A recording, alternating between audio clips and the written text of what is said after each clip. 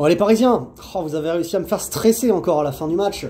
Ce corner là, comment le mec il peut se retrouver tout seul côté gauche? T'es où, Hakimi? À ce moment-là, tu dors ta mère. Le mec il décale. Là, il y a 100 de cafouillage, évidemment, ça compte. Tout le monde revient miraculeusement dans les bras de Donnarumma. Mais putain, on a failli se le prendre le but encore là. Oh les gars, putain, c'est pas vrai, hein, la sérénité, le machin.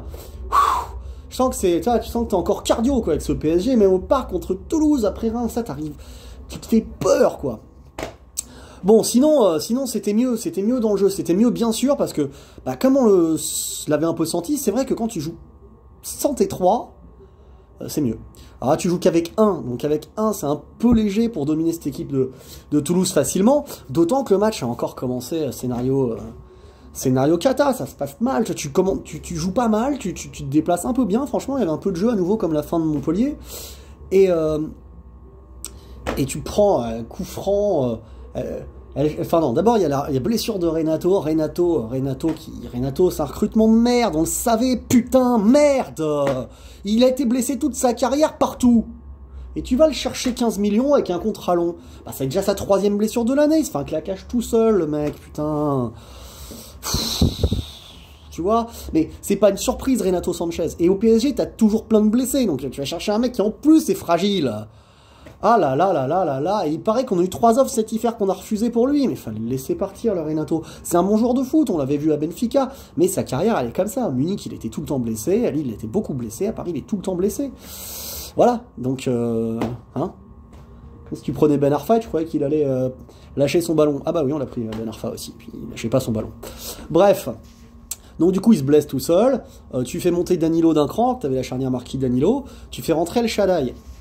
El Shaddai sur un de ses premiers ballons, pas très bien aligné, ressort, essaye d'aller reprendre la balle au mec alors qu'il est un peu en retard, il l'accroche à coup franc. Le coup franc, il est à 20 mètres des buts, putain, Donnarumma, il place son mur, et puis je sais pas comment il fait, il arrive à se le prendre côté ouvert. Putain, alors il est très bien tiré. Il est très bien tiré, là, comme ça, tu vois, tu cherches par l'extérieur, comme ça, le petit filet opposé, c'est très bien joué, on s'y attend pas trop et tout ça. Mais gardien côté ouvert, à 20 mètres des buts, t'as pas le droit de le prendre, Donnarumma, putain. Et là, nous dit plus Navas, je sais pas quoi, hein. Putain. Ah ouais, non, franchement, c'était relou, ça, c'était relou. Et t'arrivais à rien, tu vois, bon. Et puis finalement, on égalise à 40e, un truc comme ça, par une frappe magnifique d'Hakimi, comme contre Montpellier, sauf que cette fois, elle est validée. Très beau but qui nous remet dedans.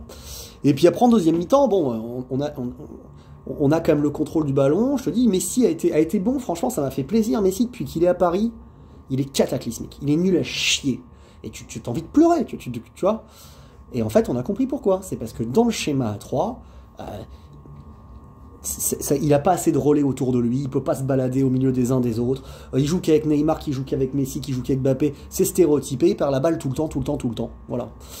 Que là, qu'il est avec les autres, il se passe en relayeur d'équipe, et là il est très intéressant, Messi comme ça.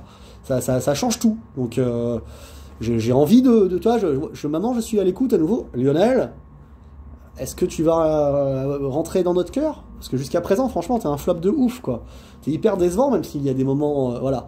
Mais là, si tu es capable de prendre le jeu en main organisé comme ça avec les petits et montrer ce bel état d'esprit qu'on a vu aujourd'hui, alors il y a encore de la place pour toi dans notre cœur, peut-être.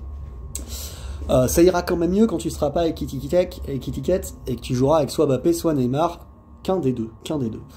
Devant pour combiner, pour marquer tout ça, parce que Kitty, bon, il a fait ce qu'il a pu, hein, tu vois, il a couru un peu, mais tu sens comme qu'il a emprunté. Tout comme, t'as vu encore que Solaire, malgré ce schéma, malgré Messi, il sert à rien, quoi. Je veux dire, il passe personne. À un moment, il a une balle, je crois que c'est Kitty qui veut lui mettre, qui avait fait une belle percée. Là, il y a un boulevard pour pouvoir lancer Solaire, il se casse la gueule tout seul, Solaire. Ah, Carlos, franchement, tu vois, qu'est-ce qui se passe?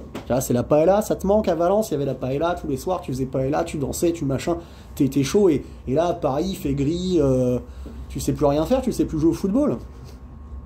Qu'est-ce qui s'est passé? Tu te casses la gueule, gros, tu te casses la gueule, on dirait Rudy Haddad. Putain, c'est terrible, Carlos Soler. Bon, sinon, Hakimi, bien dans son côté, Nuno aussi, ça allait mieux. remplacé par Bernat en fin de match, qui a fait son entrée. Non, le bonhomme du match, moi j'ai trouvé Danilo, Messi et Hakimi au rendez-vous, en leader d'équipe, tu vois, en mecs qui veulent essayer de montrer. Et après, Vitinha et Ruiz ont été intéressants. Voilà. Donc Vitinha, Ruiz, on veut revoir. Et après, il reste 2 places à pourvoir. Il y en a une pour Verratti. L'autre, Danilo en 6, ça pourrait être intéressant si jamais tu as une charnière. Bichiabou a pris son jaune sur le coup franc tout début de match, mais derrière, El Shaddai a été capable de ne pas prendre un deuxième, de faire une ou deux belles interventions de la tête. Faut qu'on te revoie. Toi, le petit Zahir, Garbi qui est rentré aussi à la fin du match, finalement, de ne pas avoir recruté, ça vous laisse de la place, c'est ce qui est positif.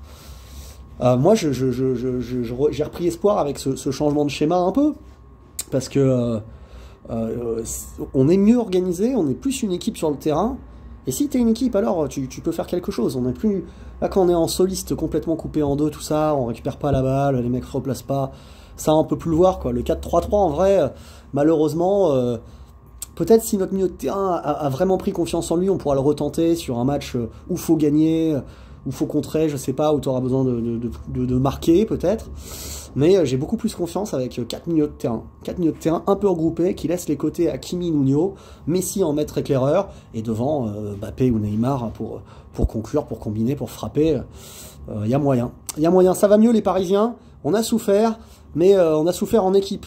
Et ça, c'est positif.